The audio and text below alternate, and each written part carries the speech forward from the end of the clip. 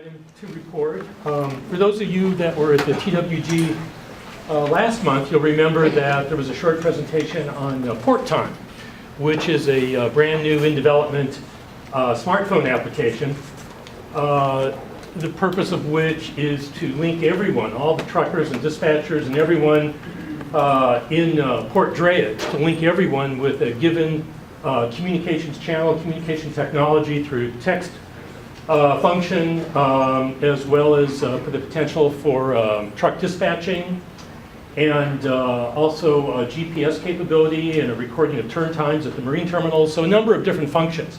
So you may recall that presentation. So West State Alliance is just now, for the very first time, announcing that we have entered into a partnership with Port Time, the application, and for Port Time that will allow them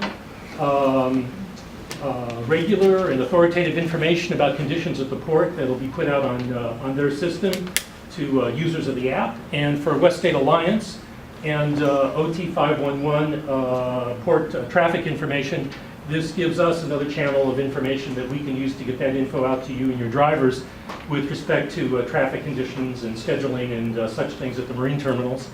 And at least our way of thinking is that in the not too distant future, there should be no reason whatsoever why everyone here isn't really wired or at least wirelessly connected through this system and avails themselves of OT 511 information and all the other functionality that is part of the Port Time application. So again, this is the first time we're announcing it.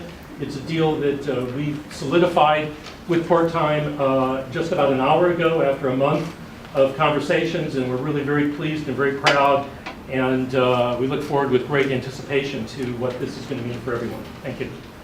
Thank you, Ron. We look forward to it also. All right, so now we have the CTA for an update.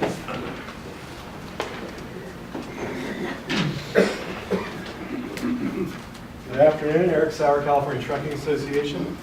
Just briefly touch on a few items of note. Our sponsored bill, AB 600, which was the split chassis and repositioning of equipment bill, was recently announced that we were going to make it into a 2-year bill. So we parked it essentially till next year. The reason being is we are working through the issues with some of the folks that have some issues with the bill. Another legislative bill, AB 529, which is the BIT bill, that is being carried by Assembly Member Bonnie Lowenthal. Essentially what the bill does is ties BIT to the motor carrier permit. That just recently flew out of the Senate Transportation Committee and now is in the Senate Appropriations Committee. I believe it's set for hearing in early August. So if all goes well, the new BIT bill or the new BIT program would be coming into effect 1/1 of next year. If you recall, it's going to be a performance-based program. Those types of things that would be part of the performance-based program wouldn't be coming into effect for probably 18 months. That is because it has to go through regulations and rulemakings, and that would be from the CHP putting it together in collaboration with industry stakeholders. Also speaking of CHP, working with them on their safety summit, the 2013 safety summit. So if you're interested in providing a sponsorship for the summit, that will be down in Ontario at the Doubletree Hotel immediately following the CTA policy and executive committee meetings. And also we had heard some rumors from some of our members, and I believe it was from the Bay Area, that they had heard that CHP was not going to enforce the interstate hours of service regulations, which you heard that's not true. So we contacted CHP headquarters. They provided us an enforcement bulletin that was sent out to all their field division folks almost a year ago. And so we sent it out an alert to our members just to clear up some of the confusion. So if you need that bulletin, see me, I can send it on to you. If you're a CTA member, you would have already gotten it, but if you're not, I'd be more than happy to send it to you. Also, CTA recently sent out a memo to its intermodal conference, and for the purpose of them to utilize with their customers regarding the disruptions last week. the labor disruptions. Essentially what it was a request to share with customers and ocean carriers on possible late fees and demurrage charges, to use more or less guidance on utilizing the delays when you're talking with your customers and stuff, that there was these disruptions last week. So be cautious on sending those fees and penalty fees out there. And other than that, I think that's it. Anyone have any questions? Bill? The broker bill, what's the status? Status of that is we are still waiting to hear back from the FMCSA regarding our letter. Although we did hear from some congressional folks last week, they are anxiously awaiting to see what the response is. So what that means is I believe that those folks will be contacting the FMCSA to expedite the response. So as soon as we hear something, we'll send it out. And when is it supposed to take effect? October.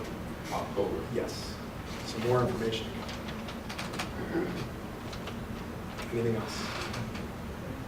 I have just a suggestion or recommendation. In light of the disruptions last week, maybe moving forward, if there are disruptions that are similar to that, if there could be some sort of coordinated effort on getting the communication to the industry or associations that we could then get out to our membership. I know there was some confusion on if things were back to normal, or if they weren't. We were hearing conflicting reports from our members. So just food for thought on moving forward. Mike, you want to kind of touch on that? Yeah, we actually did.